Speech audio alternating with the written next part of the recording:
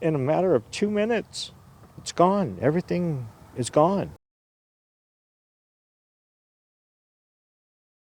How I survived, I have no idea. Severe weather can hit in an instant. The air was sucking me up, and I was holding the door real tight. I said, this is the end for me. The Texas sky's turning dark, but the First Alert weather team is here to keep you safe. CBS News Texas has issued a weather alert. No matter what Mother Nature brings our way, join us for the next 30 minutes as we prepare you for the upcoming spring storm season and equip you with the knowledge to keep you safe.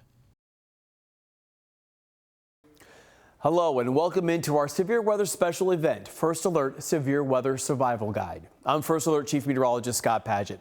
Over the next 30 minutes, myself and the rest of the First Alert meteorology team will walk you through different weather scenarios that you might face across North Texas. That includes everything from tornadoes to flash flooding, hail, or even power outages. Our job here at CBS News Texas is to keep you safe.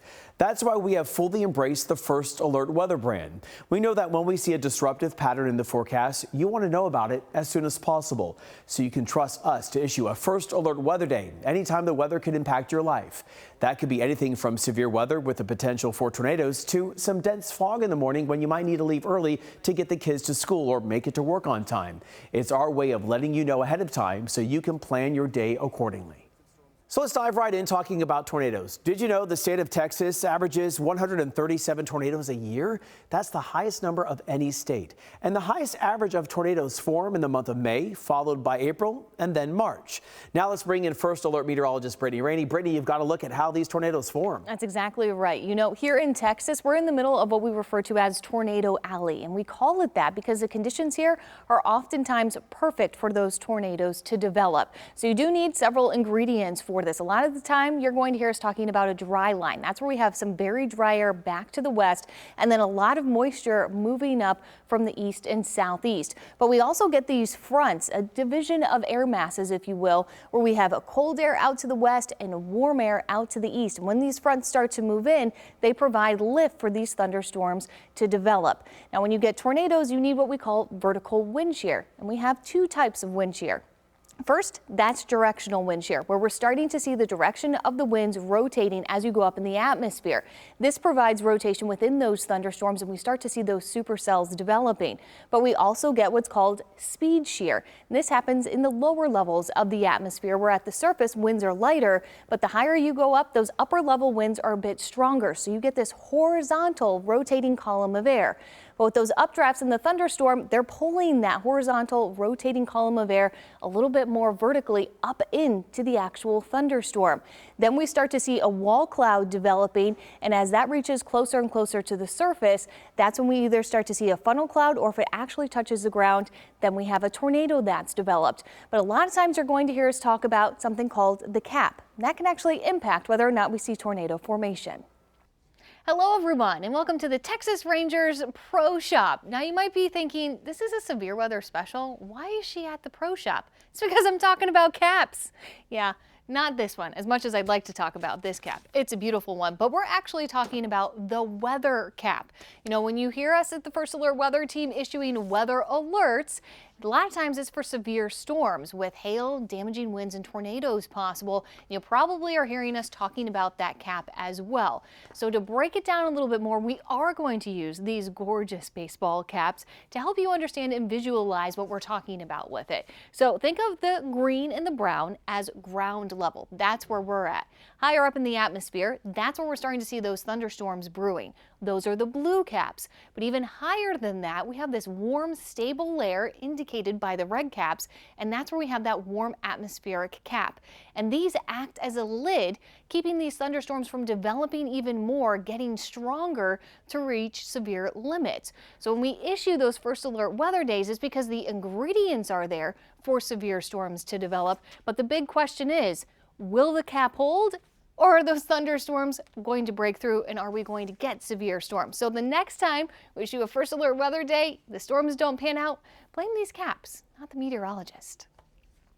So now when you hear Scott and I and the rest of the team talking about the cap, just remember we're not talking about those baseball caps. Great for you to head to the Rangers Pro Shop. My cap is off to you for that explainer there, Brittany. It's great information. Such a creative way to explain how the cap can keep these storms from forming. Now we're going to toss it over to First Alert meteorologist Jeff Ray at the Weather Center. Jeff, we know the warning systems on these storms have advanced in recent years, but tornadoes can still form at a moment's notice. Yeah, that's absolutely right, Scott. That's just another reason that we are committed to issuing these First Alert weather days ahead of the storms. So you can go ahead and prepare before the storm hits and have your plan in place to act within seconds.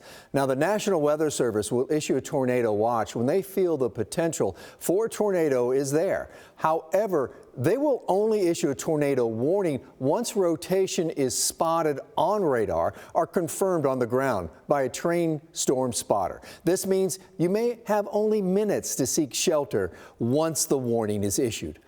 First Alert meteorologist McKenna King joins us now, the newest member of our team here at CBS News Texas, and we really are glad to have you here with us, McKenna. Now, we want to keep our viewers safe, of course, and I think you have some great information for us on what to do when a tornado warning is issued. Yeah, that's right. So I'm happy to be here first and foremost, but we do want to make sure you're staying in that safest spot when that warning comes up in your area. So let's walk you exactly through what you can do if you are sheltering during a tornado. When you are at home, where's the best spot to be? Go to an interior room. That's a room away from windows. Don't forget your pets. Grab your cell phones or your tablets, an external charger if you've got one. That's because you can watch the latest weather updates from CBS News Texas on the CBS News app. Then you will know when the threat is gone and you can safely come out of that shelter. But what if you live in an apartment on a higher floor, or maybe you are at work in a downtown high-rise building? Maybe you live in a high-rise condo that took a direct hit from an F3 rated tornado back in the year 2000. Amazingly, there were only the 2 deaths associated with that tornado. The overall North Texas tornado outbreak that happened that day consisted of 10 confirmed tornadoes. The storm caused significant damage to many buildings, including the 9-story Cash America building and the 35-story Bank One tower, which lost 80% of its 3,000 windows. For a time, the windows of the Bank One tower were covered with plywood, which could be seen for miles around the city. 5 years later, the building took on new life, opening its doors once again as apartments and condominiums. The tornado tore a path right down West 7th Street. It then headed into downtown. One of the buildings that took the brunt of the damage was the Bank One tower. It's one of the tallest buildings in downtown Fort Worth, and now it's a popular living destination known as the Tower.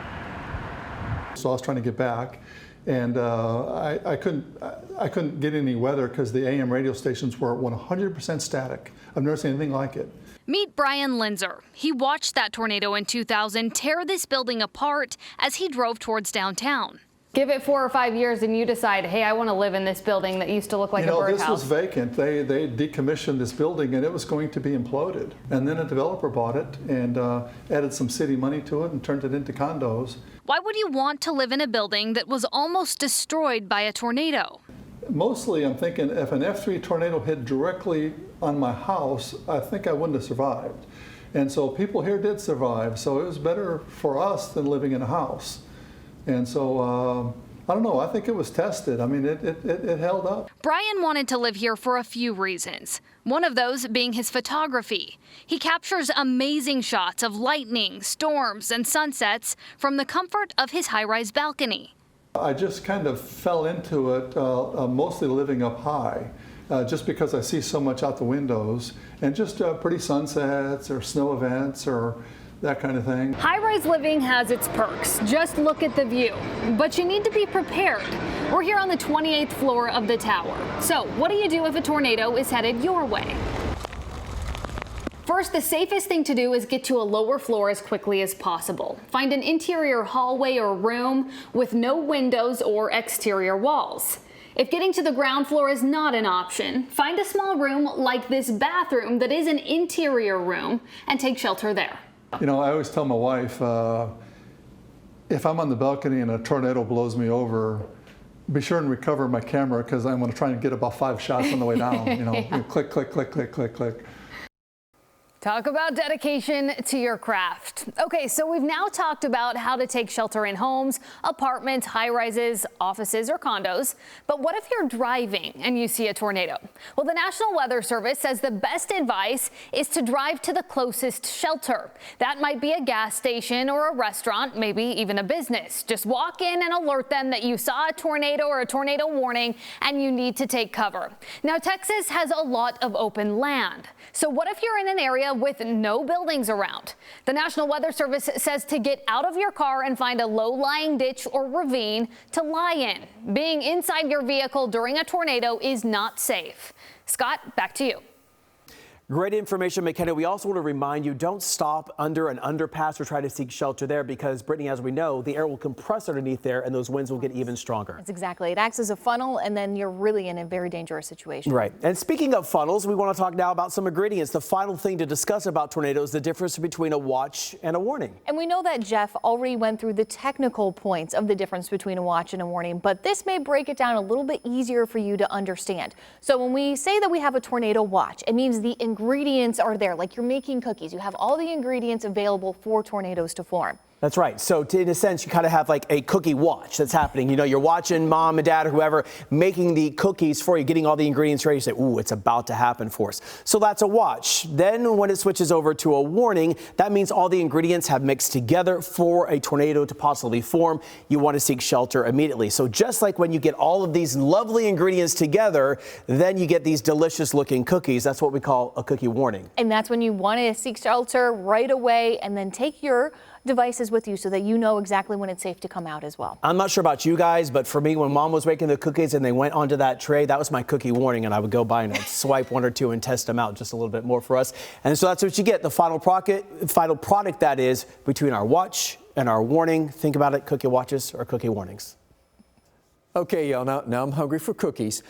But you stick right here with us because coming up, we're going to talk about another very costly part of the severe storm season. Hail. We'll be right back.